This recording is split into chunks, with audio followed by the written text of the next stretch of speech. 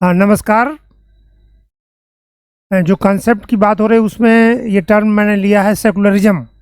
हालांकि ये टर्म ऐसा है कि सभी लोग इसको पढ़ते हैं और कुछ ना कुछ अपना मतलब निकालते हैं। और भारत की राजनीति में तो ये एक ऐसा टर्म बन गया है जिसकी अपनी अलग अलग व्याख्या है। पार्टियां एक दूसरे को कहते हैं कि ये पंथ निरपेक्षता के विरुद्ध है, ये सांप्रदायिकतावादी है। और इसके विरोध में जो टर्म आता है कम्युनलिज्म या सांप्रदायिकता, पहले मैं इन दोनों के शाब्दिक अर्थ स्पष्ट करूंगा, फिर मैं डिटेल में चर्चा करूंगा कि सेकुलरिज्म कहाँ से आया और किस रूप में हमारे कॉन्स्टिट्यूशन में उसको रखने की कोशिश की गई है। हम उस पर चर्चा नहीं करेंगे कि पॉलिटिकल पार्टीज क्या कर रही हैं, लेकिन हम कंसेप्ट को समझने की कोशिश करेंगे।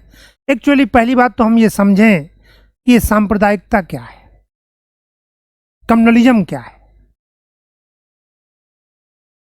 इसमें बिपिन चंद्रा की किताब आप शायद पढ़ी होगी आप लोगों ने, history of communalism in India. उसमें विस्तार से चर्चा की है इन्होंने। मैं जो सेंस निकाल पा रहा हूं कि रिलीजन का तात्पर्य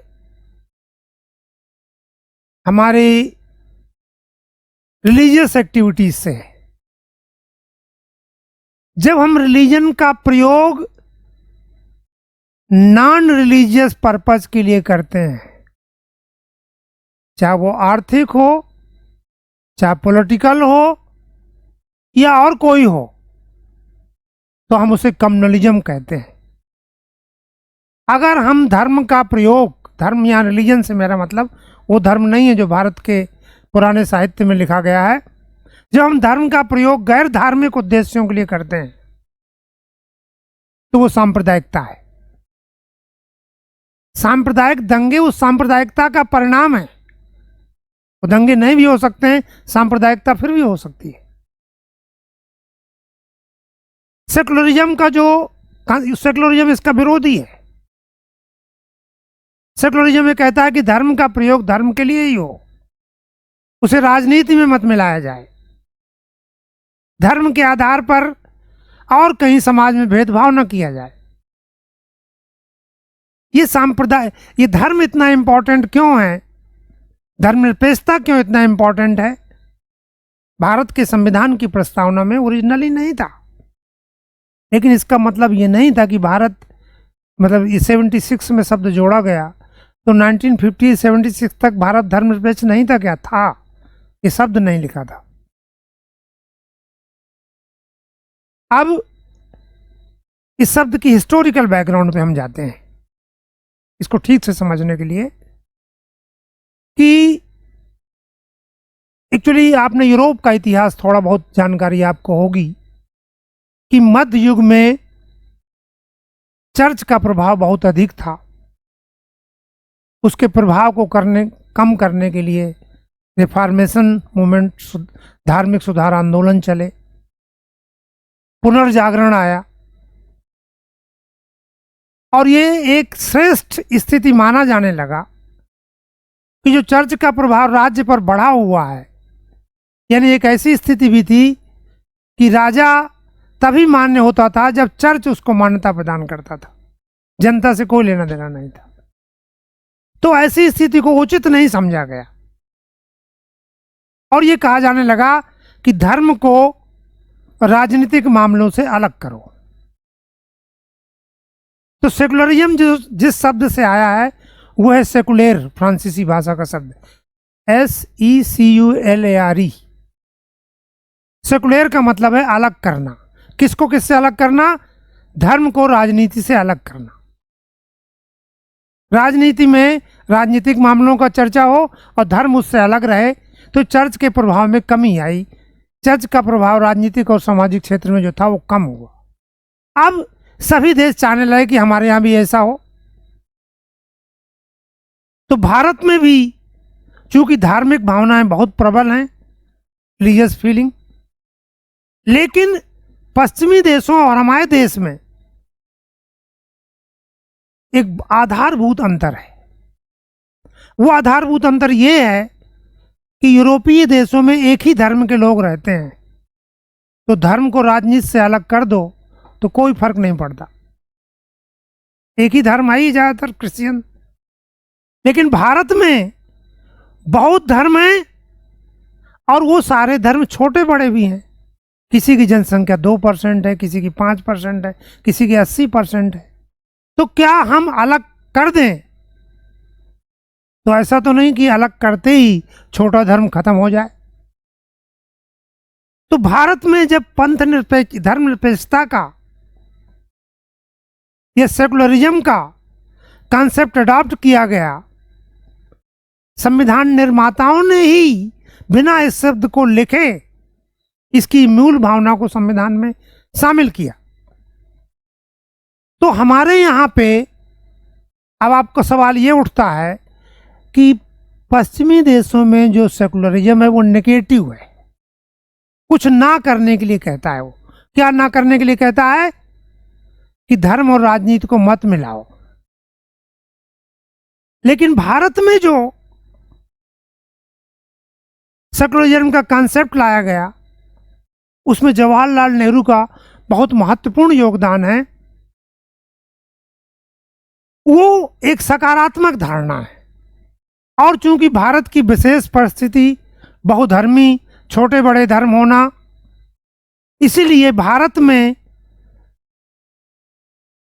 सेकुलरिज्म का मूल अर्थ ये नहीं है कि धर्म को राजनीति से अलग किया है, ये अर्थ भी है, लेकिन मूल अर्थ या सबसे डोमिनेंट कैरेक्टरिस्टिक ये नहीं है। डोमिनेंट कैरेक्टरिस्टिक है सर्वधर्म समभाव।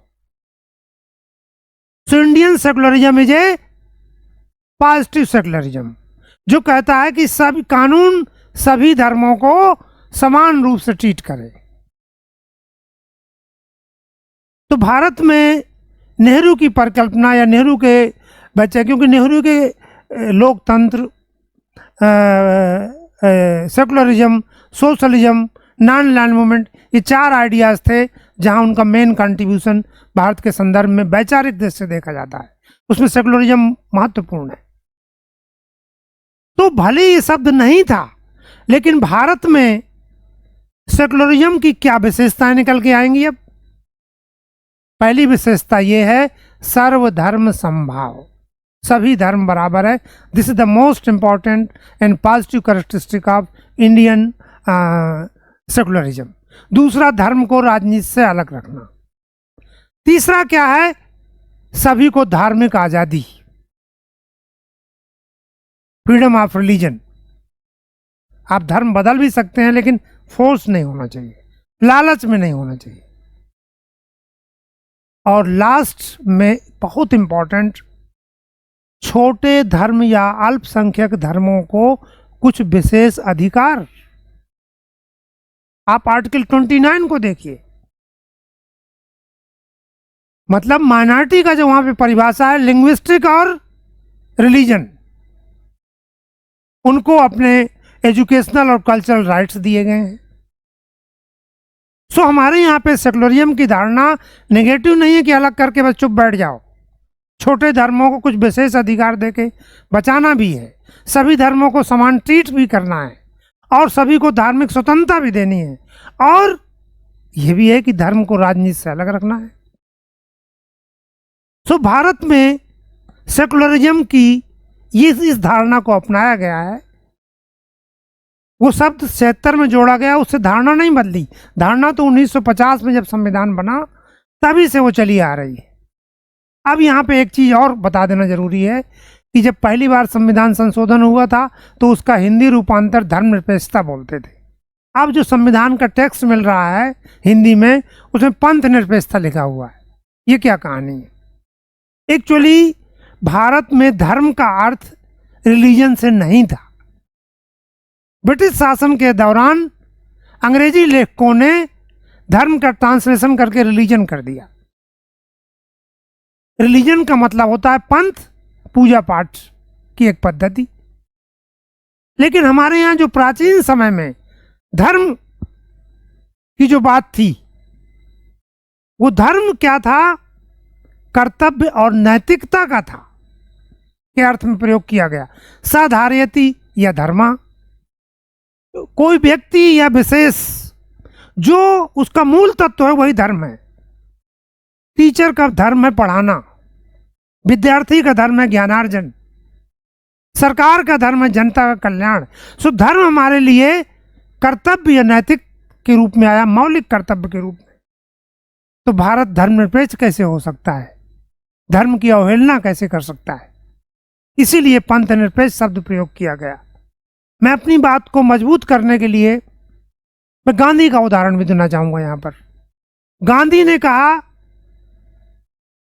धर्म के बिना मैं राजनीति की कल्पना भी नहीं कर सकता हूं। धर्म के बिना राजनीति फांसी का फंदा है। क्या था उनका धर्म का मतलब? धर्म का मतलब वो नैतिकता और कर्तव्य से बात कर रहे थे कि राजनीति में राज्य अपना कर्तव्य न करे, नैतिकता का पालन न करे, ये कैसे हो सकता है? अब लोगों ने उसको समझे बिना ये उनकी आलोचना करने लगे कि धर्म को राजनीति से मिला रहे थे। वो धर्म को नहीं मिला रहे थे राजनीति से, पंथ को नहीं मिला रहे थे, वो कर्तव्य को, नैतिकता को राजनीति से मिला रहे थे। और अगर धर्म का अर्थ हम इस रूप में लेते हैं जो हमारे प्राचीन मनीषियों ने लिया, गांधी जी ने लिया, तो आज भी राजनीति में धर्म पालन की जरूरत है। मैं समझता हूं कि ये आपको स्पष्ट हो चुका होगा कि पंथ निरपेक्षता क्या है, भारत की पंथ निरपेक्षता क्या है, और पंथ निरपेक्षता में की जगह, धर्मनिरपेक्षता की जगह पंथ निरपेक्षता शब्द का प्रयोग हमने हिंदी रूपांतर में क्यों किया। Thank you.